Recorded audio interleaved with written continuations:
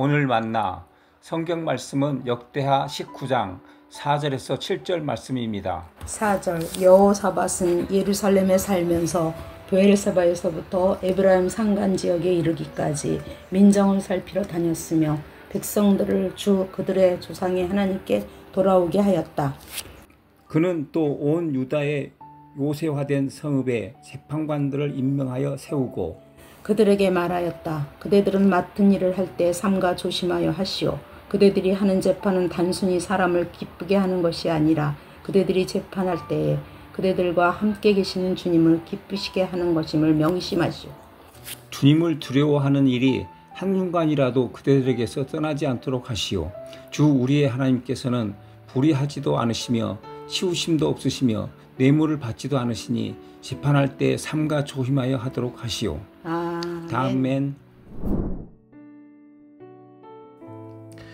오늘 만나로 만나주시는 하나님을 기대합니다. 신앙생활을 하면서 관용구처럼 자주 사용하는 문장 중에 하나님께 돌아가자 라는 표현이 있습니다. 성경에서도 찬양의 가사로도 자주 등장하는 표현인데요.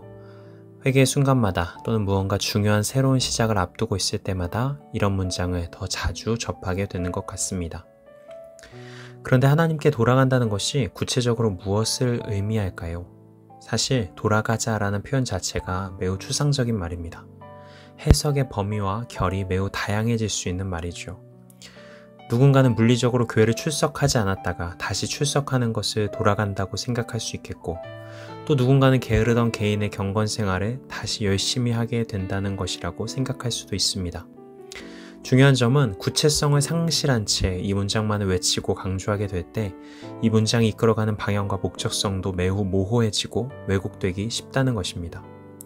그렇게 우리는 성경에서 기록하고 있는 하나님께 돌아감의 구체적인 표현에 어떤 모습들이 있는지를 기억할 필요가 있겠죠. 오늘 본문에는 남유다의 왕 여호사밧이 행한 개혁을 기록하고 있는데요.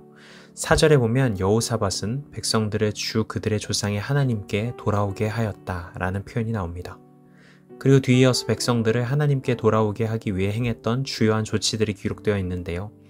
그 내용을 보면 다소 의외성이 느껴집니다. 5절, 6절 말씀입니다.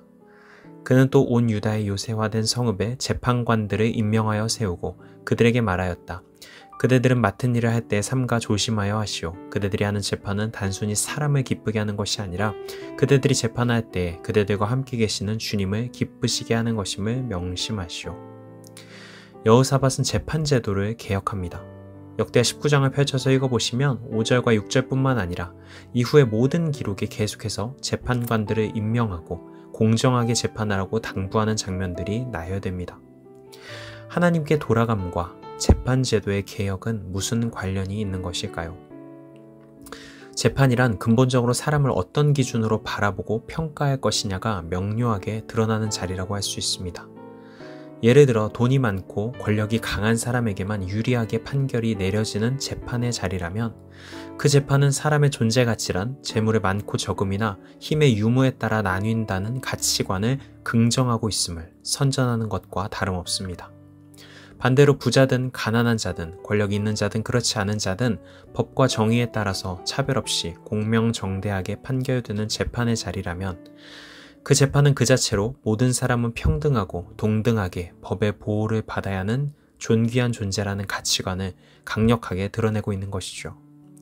그래서 구약 성경에서 하나님의 정의와 공의가 회복되어야 하는 시대에 빠지지 않고 등장하는 메시지가 공정한 재판의 회복인 것입니다. 정리해볼까요?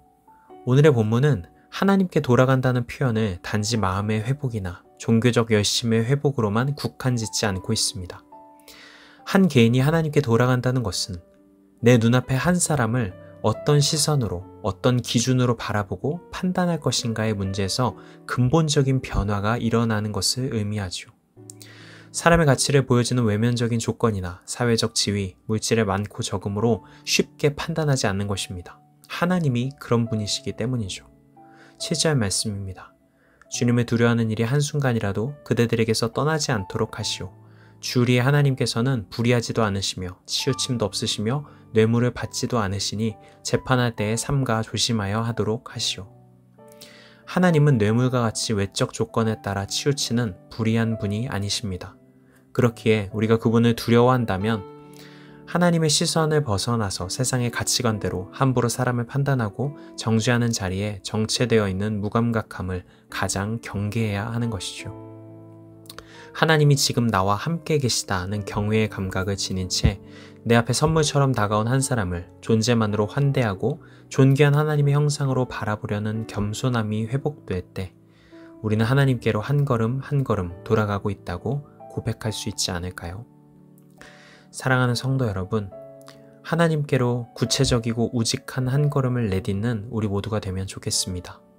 하나님께로의 한 걸음은 세상적인 가치관으로 우리의 삶에 붙여주신 소중한 관계들을 함부로 판단하기를 멈추는 것에서부터 시작됩니다. 하나님을 경외함으로 한 주간 만나게 되는 모든 사람들, 그리고 공동체 안에서 붙여주신 모든 사람들을 새로운 시선과 마음으로 대할 수 있는 은혜가 여러분 모두에게 임하기를 축복합니다. 기도하시겠습니다. 주님, 하나님께로 돌아간다는 추상적인 고백만이 내 삶에 남지 않기를 소망합니다.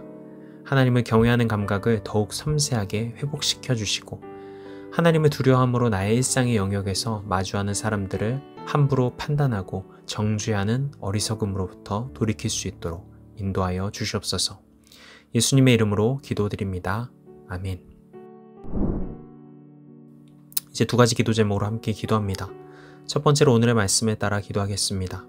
하나님을 경외함으로 사람을 바라보는 나의 시선과 가치가 조금씩 변화되도록 인도하옵소서. 두 번째로 해외 선교사님들을 위해 기도하겠습니다. 모든 선교사님들이 삶과 사역에 사람을 기쁘게 하는 열매 이전에 하나님을 기쁘게 하는 열매가 가득하도록 인도하옵소서. 이 제목으로 기도하신 후에 개인 기도로 나아가시겠습니다.